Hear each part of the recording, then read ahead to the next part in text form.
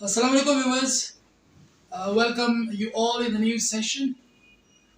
दोस्तों आज का लीगल लेक्चर करंट अफेयर से रिलेटेड आलिया एक सुप्रीम कोर्ट का फैसला है जिसकी पूरे पाकिस्तान में आजकल जगह डिस्कशन हो रही है।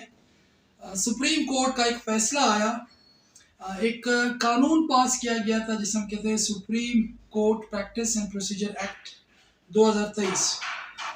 इस एक्ट के तहत कुछ तरमीम वगैरह थी और फर्दर उसको चैलेंज किया गया सुप्रीम कोर्ट में, और आलिया कुछ 3-4 दिन पहले इस पे सुप्रीम कोर्ट का फैसला आया है जिसके तहत इस एक्ट को जायज़ करार दिया गया है। अब हम बात करते हैं कि ये एक्ट बेसिकली है क्या, इसकी बेसिकली क्या इंग्रेडिएंट्स हैं, क्या इंपॉर्टेंस है, किसने पेश किया, इसके क्या मकासद हैं। तो इन तमाम पॉइंट्स में मेरी बात होगी, आप मेरे साथ रहें। जब इमरान खान साहब की गवर्नमेंट चेंज हुई, पीडीएम की गवर्नमेंट आई, और पीडीएम की गवर्नमेंट की सबसे बड़ी जो उनकी एक इनिशिएटिव आप कह सकते हैं, अप्रैल 10 तारीख 2023 को उन्होंने ये बिल पास किया जिसमें उन्होंने जो सुप्रीम कोर्ट के कुछ इख्तियारात है आज खुद नोटिस के हवाले से, जो उसमें कुछ तरामीम वगैरह की, कुछ उसमें नई चीज़ें इन्होंने इंक्लूड की। ये नवाज शरीफ साहब की हुकूमत अलॉन्ग विद देयर अलाइंस, जो उनके मखलूद हुकूमत थी, बाकी पार्टियों के साथ मिलकर ये तरामीम की गई जिसको नाम दिया गया supreme court practice and procedure act 2023। जब इसे पेश किया गया, पहले हम इस कानून को समझते हैं कि कानून है क्या। Practice and procedure act 2023 basically कानून जो सुप्रीम कोर्ट के जो चीफ जस्टिस साहब हैं आज खुद नोटिस का जो कानून है, हमारे यहाँ जो आर्टिकल 184(3) के तहत सुप्रीम कोर्ट के पास ये इख्तियार है जो आज खुद नोटिस वो किसी भी सीरियस के मामला की वो नोटिस लेता है, इस पर डिफरेंट डिसीजंस आए हैं। तो इस कानून में तरामीम की गई है, इसमें बेसिकली जो तब्दीली लाई गई है, क्योंकि माजी करीब में या उससे पहले आज खुद नोटिस पे बड़े फैसले आए, पर्टिकुलरली सियासी फैसले, जैसे कि नवाज शरीफ का केस था और जहांगीर तरीन के केसेस थे, वो आज खुद नोटिस के तहत जो उनका केस चला जिसके तहत वो नायल हुए, तो उन केसेस में इनके पास जो अपील का हक है वो नहीं दिया गया था। अब इस कानून के तहत जब इस आज खुद नोटिस का जो कानून में तब्दीली की गई, इसमें जो तरामीम थी उसमें नंबर 1 पॉइंट ये था, आज खुद का जो इख्तियार है वो चीफ जस्टिस सुप्रीम कोर्ट, उसके साथ 2 सीनियर मोस्ट जजेस साथ मिलकर अगर वो कोई आज खुद नोटिस लेते हैं तो तीनों की राय उसमें इंक्लूड होंगी।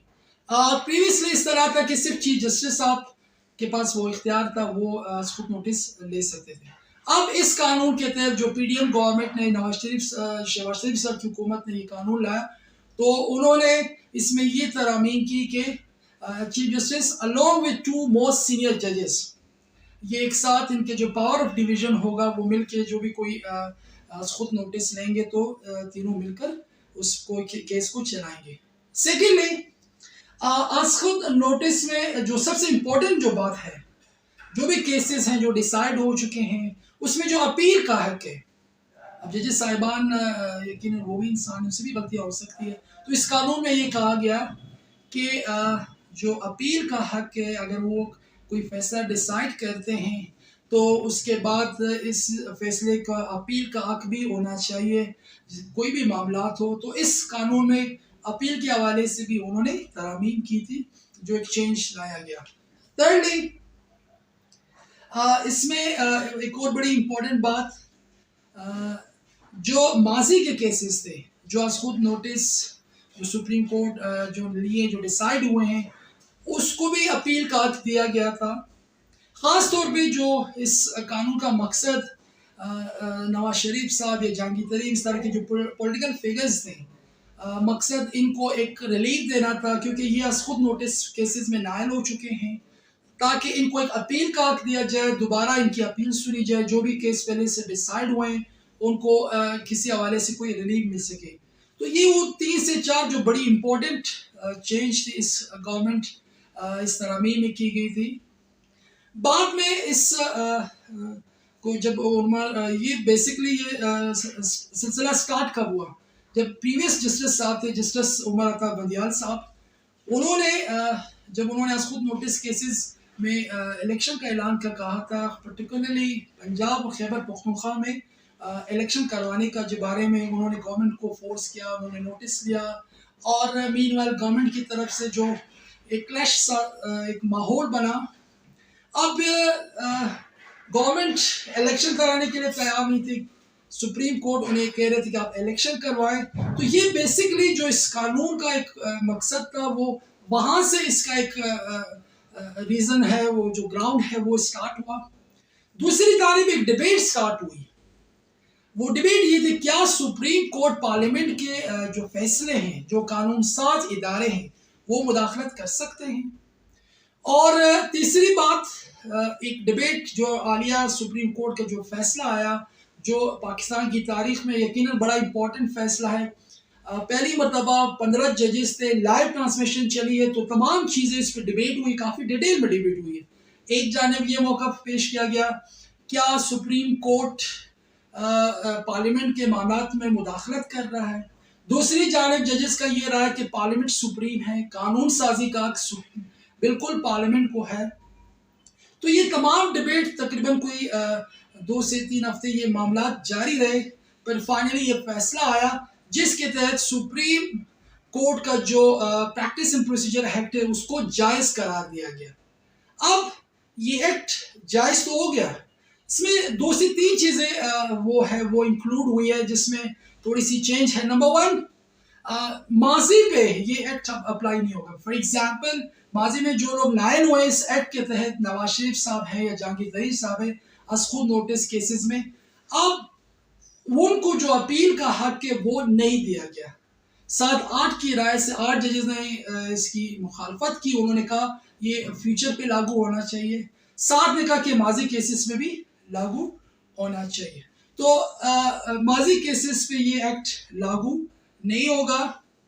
दूसरी बात, जो 15 में से 10 जजेस ने ये कहा कि ये एक्ट बिल्कुल सही है, जायज़ करार दिया, और पार्लियामेंट को इख्तियार है वो अपनी कानून साजी करे, जिससे निज़ाम की जो एक बेहतरी है, जो सिस्टमेटिक वे से जो सिस्टम चले। तो उन्होंने कहा ये एक्ट बिल्कुल सही है। अब इस एक्ट के तहत जब कभी सुप्रीम कोर्ट में खुद नोटिस के केसेस चलेंगे, तो वो बाकी 2 मोस्ट सीनियर जजेस के साथ मिलकर मामला को आगे चलाएंगे।